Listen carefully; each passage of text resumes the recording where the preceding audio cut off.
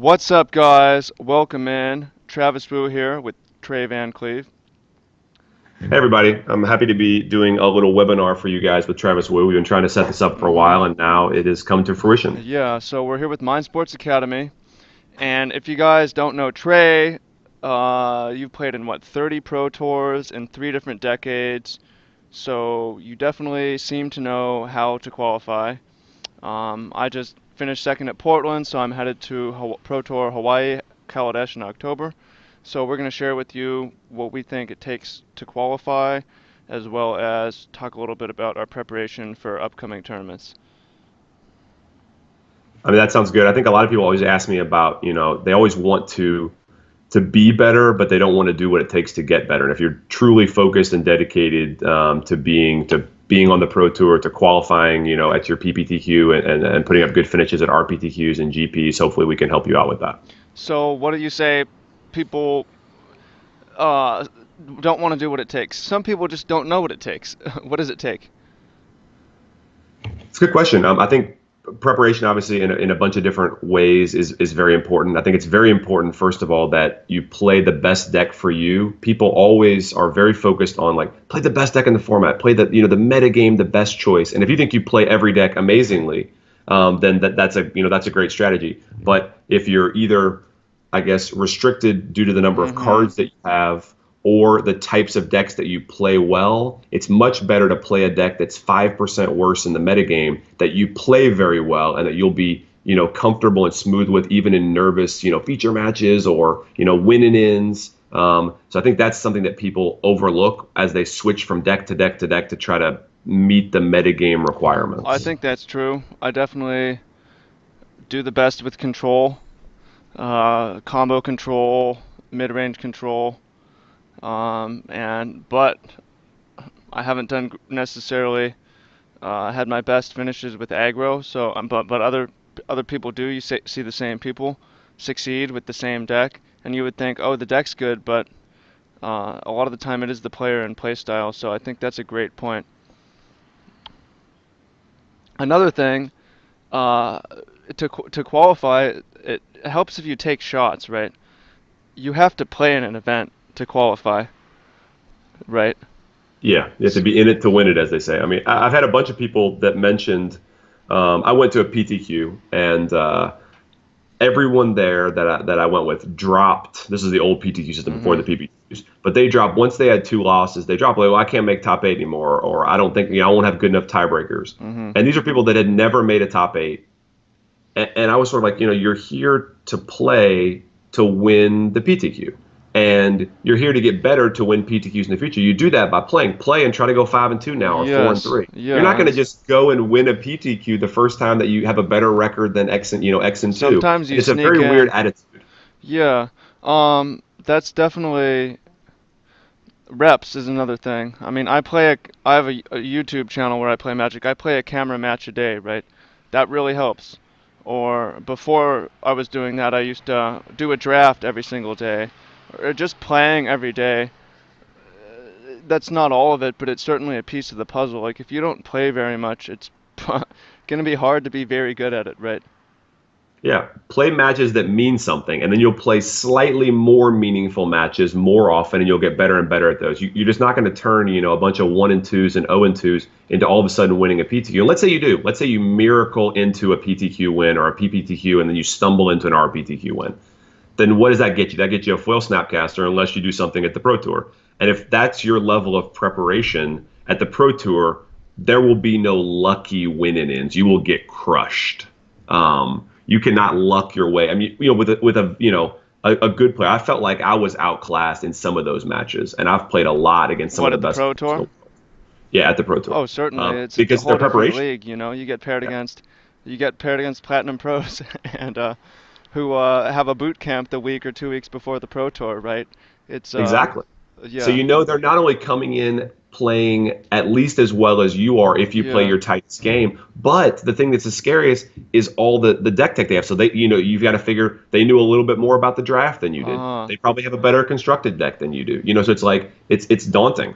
yeah, also I mean, you have to be prepared to draft once you get there, I hear players who want to qualify and they only play the standard qualifiers. They're like, I'm not good at draft, I don't play draft. Well, it's like, why are you even trying to qualify? Because once you get there, you have to play 6 rounds of draft. So you need to get ready for that before. It's not like you're going to qualify for the Pro Tour and then suddenly become a draft master in the month you have to prepare, you know. Um, Yeah. and also, again, taking shots. When I first qualified, it was like we had 3 PTQs a season, and I played in all of them, regardless of the format. And that's, if you really, really want to qualify, that's just what you have to do. I mean, later on, I've been a lot more pick and choose, but just when starting out, if the goal is to actually win, win something, you have to, the more shots you take, the better.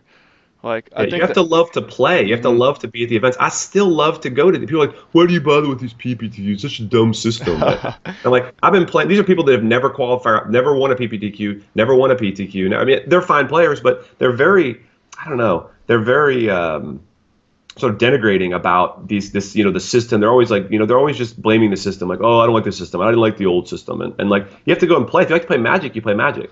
These are the same people also who get really angry when they don't do well or their Uh-huh. opponent top decks twice in a row. And like, if Yeah. you don't like, I mean, you don't have to enjoy those moments as Mhm. much as you enjoy the great moments. But I just enjoy playing Magic. I love to play Magic. I feel privileged and honored to be able to play as much as I do. Yeah. And by the way, comment on the new system. I haven't played in the new system actually. I prefer to qualify via Grand Prix, and we'll talk about that in a minute. But from what I hear, I just got this point from Ben Friedman. He's like, I think the new system is way easier because there's way more PTQs. You used to have 2 or 3. Now you can play in 6, and then once you're in the RPTQ, there's 4 slots. Maybe there's 100, 200 players. That's 1 in 50 people qualify. But sometimes you'll find a 40-person RPTQ where 1 in 10 people qualify. You just have to go 5-0, and you're on the Pro Tour. So I think the new system, like if you just want to take shots, there's so many shots to take, right? I like the new system a lot. I mean, I liked it a lot better before I didn't make it at this last RPTQ. But I was batting 1,000 on my first one. Played an LCQ and then qualified at the RPTQ, and they were limited. But you just need to go X1 and one to make top eight, and then you need to win one round. I mean, the PPTQ obviously you need to win all the rounds, and that's one where I think limited is a big boon. Being able to play limited, I felt like when I got in the draft that I had well better than a 50% chance of winning in an 8-man draft there. Like I just feel like people don't draft. Like I drafted more than all of them combined in that format, and I didn't feel like I drafted that format very much. Mhm. So there's a lot to be gained from that. But I think the PPTQ system is pretty good. Like you said, it gives you. I think it is more. I guess in terms of actually qualifying, I think it favors better players, which I like. But I do think that it gives more appealing shots to newer players because it's staged, like it's tiered like that. So it's not like, oh, into PTQ. People always talk about like, oh, they don't have a chance to spike anymore. But did you really have a chance to spike at 120-person PTQ with a meh deck and meh play scales? I mean, did you Uh-huh. really? It's possible, I guess, but it's pretty unlikely. I mean, when you're 20 man, I mean, there was a PPTQ that I missed. It was 12 people. So Exactly, it's not exactly. that That's hard to not find. hard to do. No. That was never a thing. I mean, in Seattle at the end of the old system, we had 200, 240 person for one slot. Yeah. Very good players as well. It's like, geez, there's just you have barely. Yeah, it's just so hard to do. So I think things have gotten easier. However, I prefer Grand Prix because, You're a beast. yeah, maybe. Well, first of all, Grand Prix are super hard as well because you have to go 13 and 2. Now, you used to get in at 12 and 3 or 12 2 and 1 can sometimes do it. But you need to go 7 and 1 then 6 and 1. So that's like winning, almost like winning back-to-back PPTQs, which is just not very easy to do. However, it's possible to have like an overwhelming edge in Grand Prix. Portland, for instance, was 1 week after the Pro Tour, and I had been preparing for the Pro Tour, and 99% of the field had not. So I had a better knowledge of the format than just about everyone, and it's possible to have an 80% win rate, or 90% if you do that. It's also possible. There's just vast fields. People are just happy to be there, or don't aren't. There's far fewer people coming to win.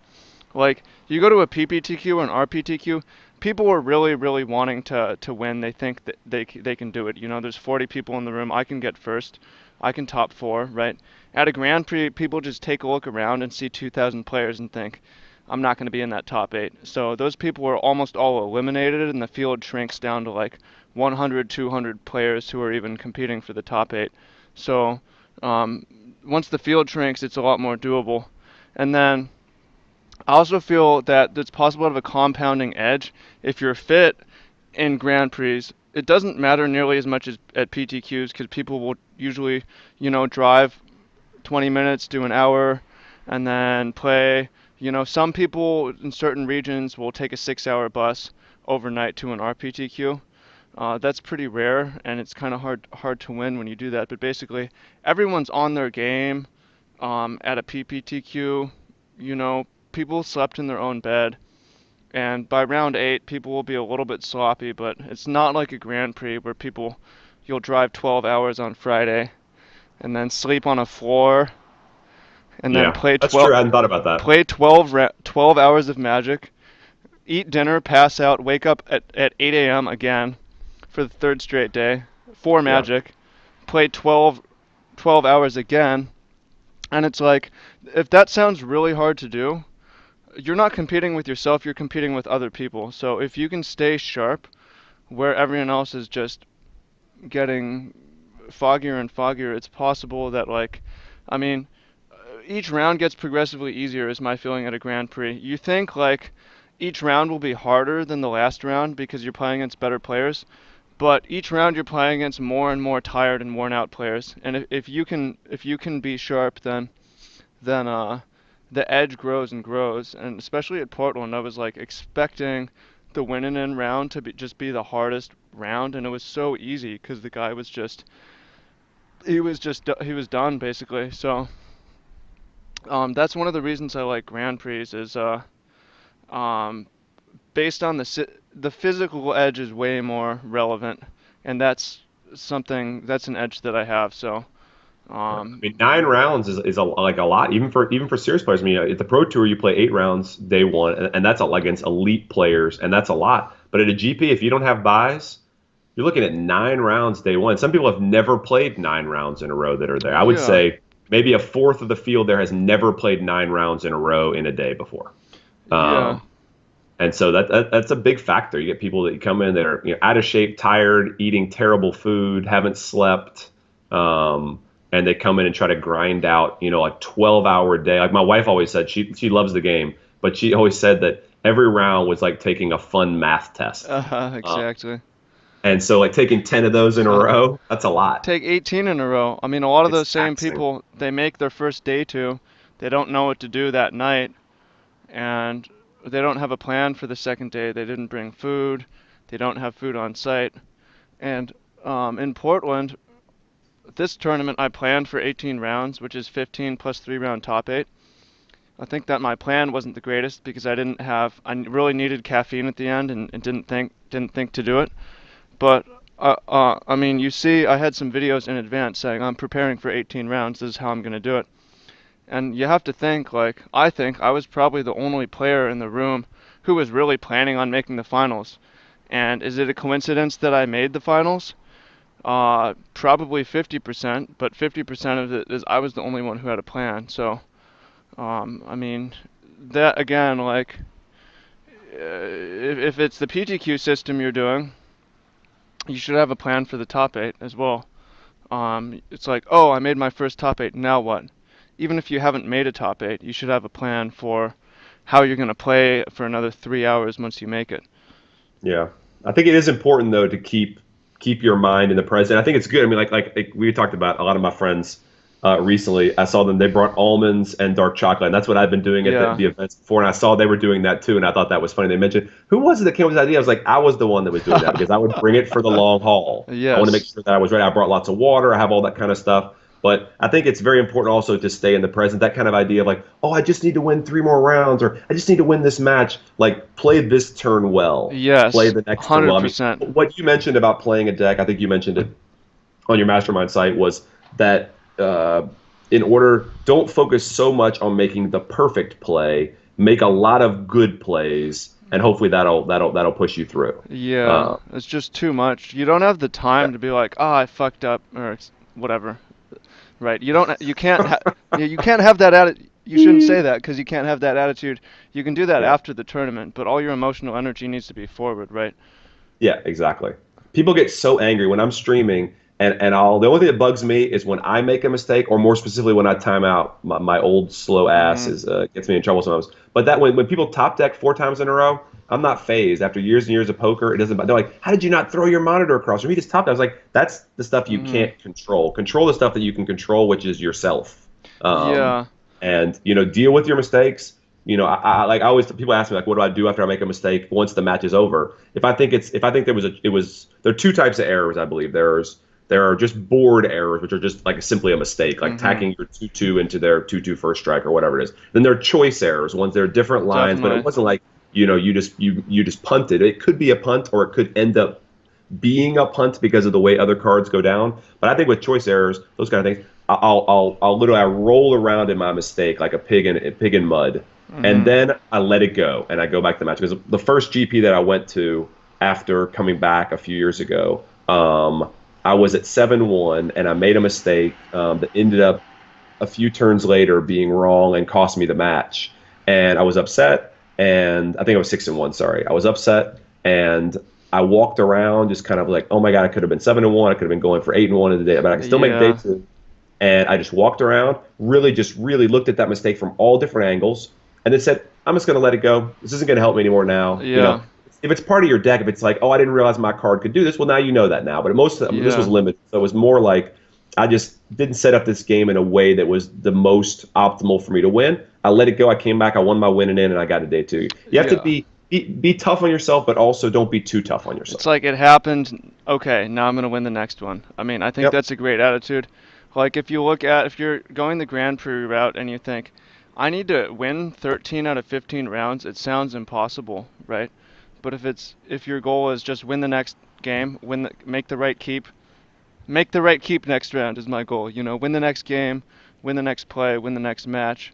When I picked up my second loss and was 12 and or no, I was 10 and 2 and had to win 3 rounds, Three if I think about if I'm 50-50, then my odds of qualifying are not great, and I sit down at that round of 16 or the round of 8 at that point and take a look around, and it's like only one of the 8 of us are going to make it. It can be overwhelming, but instead if you just say, okay, just try to win the next one. Try to win the Yep. next one. It makes it so much easier to handle because you can't spend a lot of emotional energy because you're getting super tired. You just don't have time to stress over that, um, and just have to try to win the next one.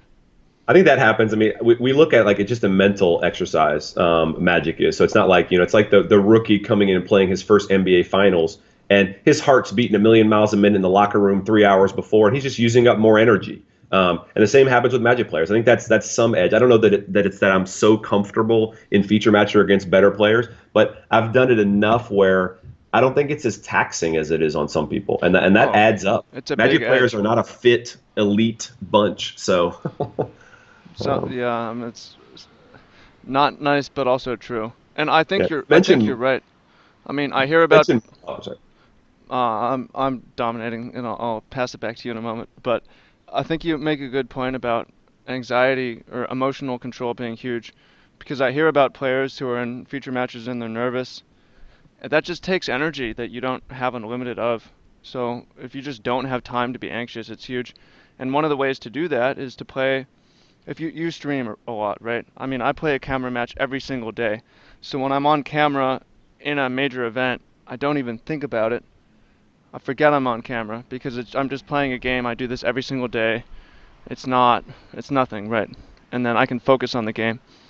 It depends on the format I play. When I was streaming a lot and going to GPs, also I was much faster because I knew all the cards. Like I'm a slow player naturally, but as soon as I'm playing a lot of a format, when I was doing those limited formats and I'd put in 150 or 200 drafts, I knew every card. Like I knew that these are the 3 instances he could have that are combat tricks. This is what he can play next turn. This is what he could do, and things went much faster and much more smoothly. Like you want to control as much of the game as you can control. Know what cards they could have. As soon as they play their first land in Modern, start breaking down. Okay, well, maybe you can't say definitively they're on Jund or they're on Bant Eldrazi, but okay, well, they're not on this half of the field. They're on one of these few decks, and start thinking about what cards could they have in their deck. It's just a good mental exercise to start figuring out, piecing together the puzzle that is their hand and their deck.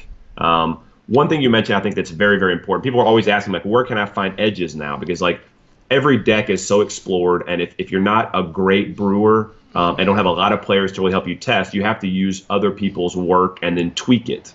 But one very unexplored area, I think, people have tried to write articles about it, but I think it's very difficult to cover it all so people really know. Like, now they have videos on, you'll watch two people playing two standard decks, and you'll learn exactly how the matchup goes. They'll talk through every aspect of it. But mulliganing is a very critical aspect that happens in every match, and people do it very badly. I think Oh, that even definitely. top players, I've watched them on stream, and they don't do it for fun. They don't go like, "Oh, I'm just going to do a fun keep." I'll watch them keep like a hand with the deck. Like, I was playing Mono Blue Devotion. I saw two different streamers stream that deck, two elite pros stream that deck, and they kept two hands, and they didn't even discuss it. One of them said this was a snap keep, and one of them said this was, and he knew what he was playing against already. It was game Hmm. two. And then one of them kept a hand that was just an absolutely unkeepable hand, and he kept it like that was just absolutely right. And I think that's one thing. It's very hard to kind of school people on mulliganing. You can give some basic concept, like, Yes.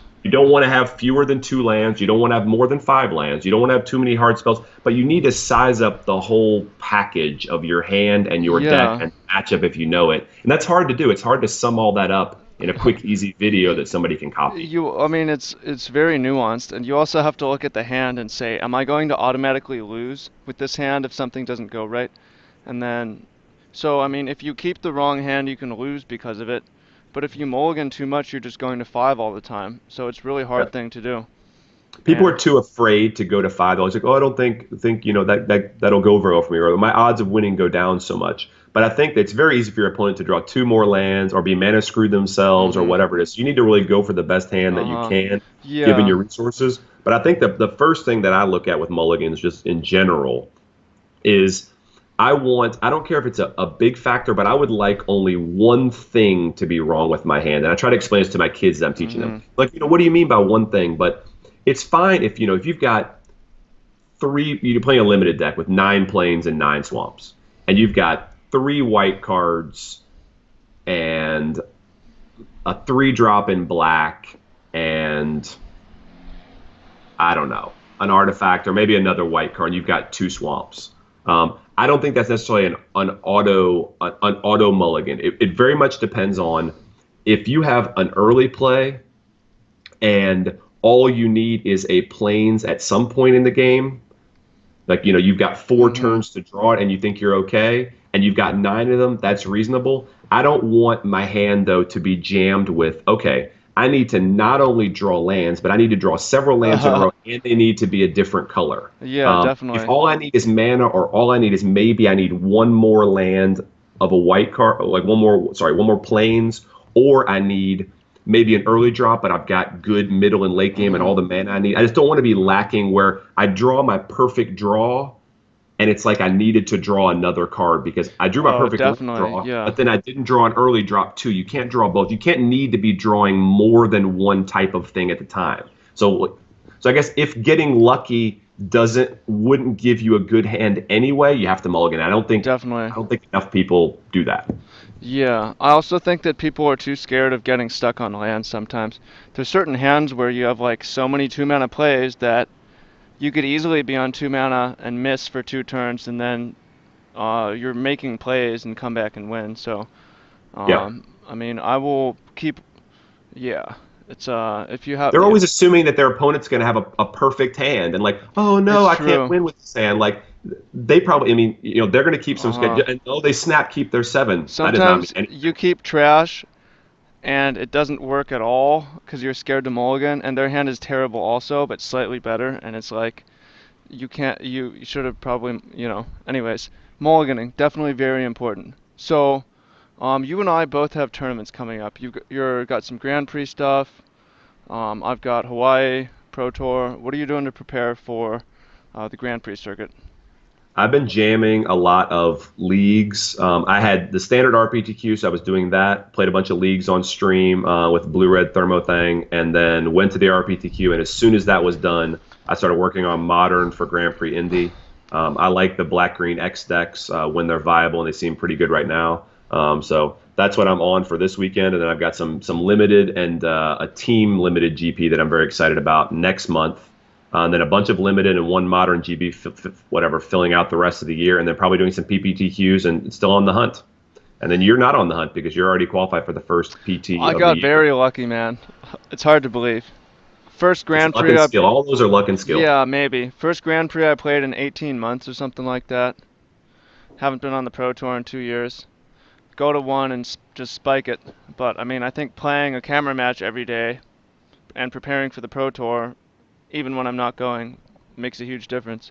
But yeah, so once you're qualified, there's lots of things you can do. There are these elite teams. If you haven't been on for a while, it's hard to get into one of these teams because they generally have a roster and that's bloated already, and they have to vote to add someone. So you're probably not going to get onto one of these teams your first Pro Tour. You probably need to spike the Pro Tour as well, and then you're trying to spike the Pro Tour when, maybe 40 people are doing this week advance boot camp thing. There will be 2, 3, 4 teams doing this. So you're trying to get in the top 25, not doing this when there's more than 25 people doing it, right? So it's very, very hard once you're on the Pro Tour. It's just the beginning, and you have to top 25 to really make the next one. But if you do that, you start to accrue the pro points to get a silver, and then you can get to gold, and then take things from there. But so for me, for instance, based on everything I'm doing, I'm not going to be on one of these super teams. So what am I supposed to do? Well, we have this closed group we work on, and there's a lot of people in the same position. The guy who beat me in the Grand Prix finals, right? He's not going to be invited to the top team, and he's going to want someone to talk to, people to talk to. I know players around the world who are just qualifying. They don't necessarily know what to do. And I feel very strongly that just the more information, the better. I'm not really concerned about leaking so much. Obviously, I don't That's want. something that the bigger teams, I think, need to worry about. But I think that small teams, you're just trying to get as much information about your deck and about the metagame and about Yeah, what's out there as possible. If you leak your exactly. deck, what if the whole pro team's going to worry about your deck? The possibility that I you might not found play an it. amazing deck and that they Uh-huh. steal it or need to sideboard against it means that you've had help to get there probably anyway. So Yeah. just kind of have to put up with that. That's just, I'm more concerned about getting the information than keeping it, leaking it. I agree. So, like, I will trade with people. So there's going to be a lot of discussions about where people see the format going. There's a lot that can be done now because now the Pro Tour is always standard, and 25% of the cards ish rotate, and another 25% coming in. So you're already working with 50 to 75% of everything. Um, and that so you can. I mean, we already know what the top decks will be with And you before can the already be spoilers working come that. in. I don't think people put enough work. Like they're waiting for the entire spoiler to drop. But I think already before there's any spoiler at all, you can go, okay, this is the metagame. There's Band Company. There's whatever. Yeah. There are these decks that are good. You go, okay, well, is Company dead? I mean, Coco's gone, but is it dead? If it's not dead, then try to build the best archetype you can, best version of that you can now.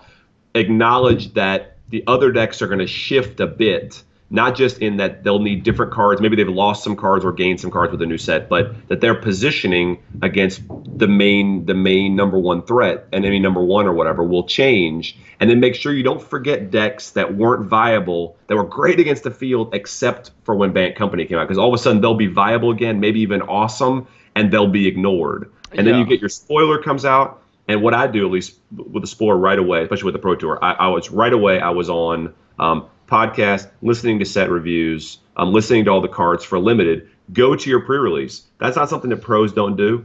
Ben Stark went to 3 pre-releases. Like, go to your Yes. pre-release, play your events, Yes. get in with those cards, do those little draft camps. There'll be people that want to draft. Find people in your area that just want to draft. Get in reps with the limited cards, especially if you don't do a lot of drafting. That'll also help you open up some cards for standard, Mm-hmm. help you get more familiar with the format, and then constantly be talking to people about standard and how it's developing. What are the big hitters like they were Ishkana and Yeah, Emrakul? like who's the best Delirium player?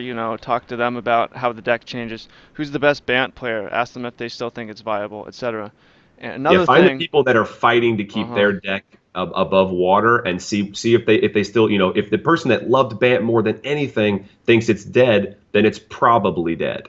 Um, so And if you think that another thing for draft that you mentioned, and I'm gonna do this for the first time for this Pro Tour, it came to me from Adam Yurchik. Print out the set, post it on your walls, and just go look at the cards, right? You just want to know what all the cards do. yeah. And what better way? Like, you can play in 3 drafts, and you won't see every card. You'll see half of them. So, post the spoiler on the wall, print it out. Who's doing that? How to get an edge? There's an edge right there. Yeah, it just basically shows you just want to be immersed in this stuff all the time. Magic is not something that even the best players can play just a little bit here or there. You really need to be. It shouldn't be something that's hard. It shouldn't be a job. It should be, the toughest job you'll ever love. Like it should be. I just love it. Like I love when the new set comes out. I love to listen to the podcast. I love to look at the cards. Like if you don't feel that way, then Magic just isn't your thing because it takes a lot of hours to get to the level where you can compete on PPTQs and RPTQs, Yeah. much like GPs and Pro Tours. That But it should be said, hard. Magic is an extremely addictive, amazing game. yeah, So I'm not bored of it yet. And I'm already looking forward to after this, I'm going to play some Modern. Um, but that said, there's a lot of things you can do to shortcut, right? I mean, if you get the information, you don't necessarily need a million reps. There was a Grand Prix I top aided with my brother. That was my first sealed deck, my second, and day 2 was like my fourth and fifth draft. However, I'd done over 1,000 drafts period in my life before, and the night before I did a bounty event, and I sat between LSV and Ben Stark, and I got to say, hey Ben Stark, what do you think I should? How many lands should I play? Should I go first or second? Hey LSV, What are the key cards to play around? And they said this and that, and my round 4 opponent probably might have practiced more than me, but he didn't have as good intel, right? And you don't actually need to be sitting next to someone to get that information. Like you said, just a lot of people are not listening to all the set reviews and looking at the set reviews and hearing what people think, and you got a tremendous edge by doing that. I mean, that's talking about me. I mean, I consider myself like, especially after having had a long hiatus from constructed, I always kind of kept a little bit up with limited, but I consider myself a limited expert or at least, somewhat in that area. And I still derive a lot of value from listening to these set reviews. I don't always agree with what they say, and I think sometimes I end up being right, and sometimes they end up being right, depending on the quality of the caster. But you got to remember that like newer players, especially players that haven't done a lot of drafts, you will get just untold amounts of information and value for your pre-release. Just look at it like take it like one event at a time. Look at it like you're gonna do this homework so you do better at the pre-release. I mean, I played the last 4 pre-releases I've done. I didn't listen to podcasts and didn't prep for one of them, and I did kind of meh. I thought all my sealed decks were roughly equal. I did meh. I went 2-2 and went home because it was late at night. The other 3 I made top 8. I only had 1 loss in any of them. That's because I punted. And you want to familiarize yourself with the cards. It's a big edge. And stop telling yourself that you got a crappy pool and there's nothing you can do with it because Ben the pools Stark are has an deep, the sets are 88%. deep now. You just don't need 6 mythics. I remember I played against my second round opponent at the Oath of the Gatewatch Uh-huh. pre-release. He played turn 5 Reality Smasher, turn 6 Reality Smasher, and I won pretty comfortably. And I looked in his graveyard; he had like 4 rares and a mythic. Mhm. And so stuff can happen. Like you need to, if you Yeah. play your cards well and you build your deck well. I think that you have a chance in any kind of event like that. Yeah, I heard that Ben Stark has 88% win rate at Grand Prix sealed day 1. 90%, right? Is he always super lucky in what he opens? Or is sealed a skill format, right? Yeah.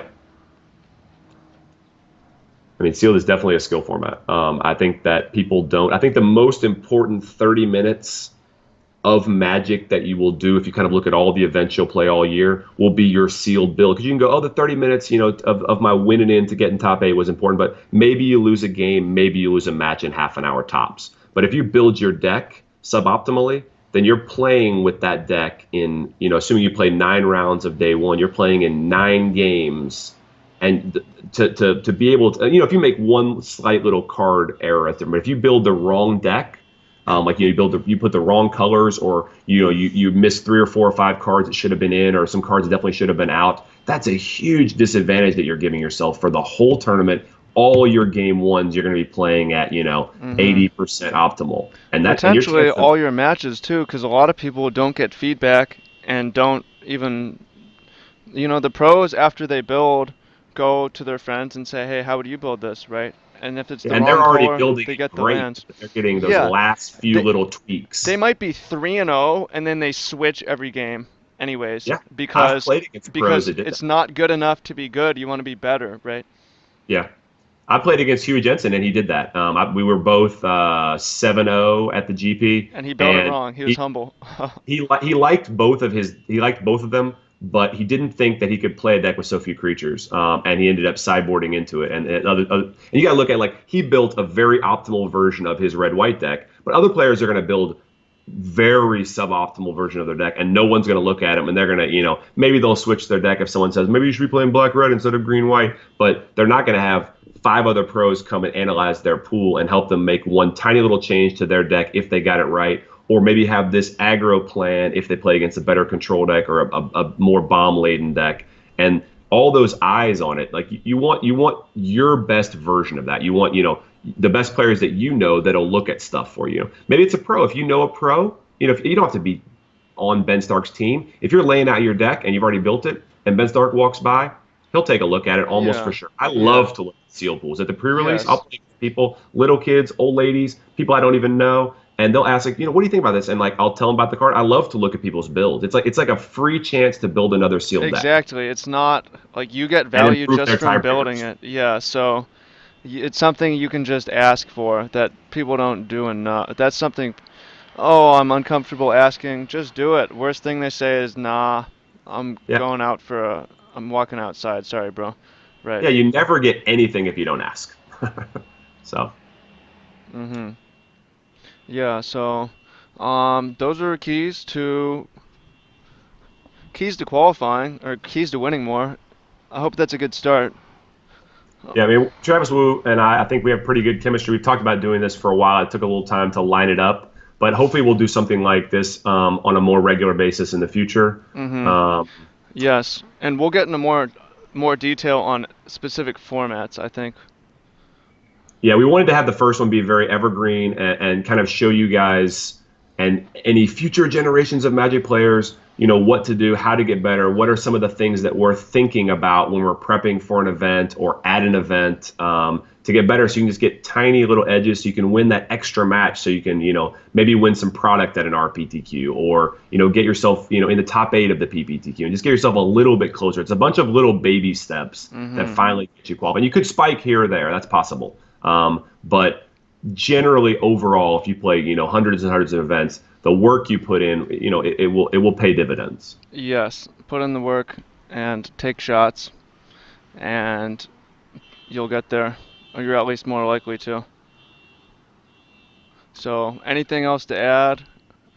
No, I Come think come that's it. back I to mean, I think Mind we'll Sports. be able to do a more inclusive one, maybe about more specific format, Mhm. I guess, stuff after I've got the GP coming up. You've got the PT in a bit. And hopefully we'll do one here in the next couple weeks, and we can talk a little bit about your prep for the PT, how I did it. Maybe I got qualified. This is my last shot to qualify. Maybe T Wu and I will be working together for Honolulu if I'm able to get qualified. Mhm. So maybe I can do a little 13 and 2 as well at this GP. So wish us both luck, and hopefully we'll get back to you guys soon. Yeah, and come back to Mind Sports. Much love, y'all.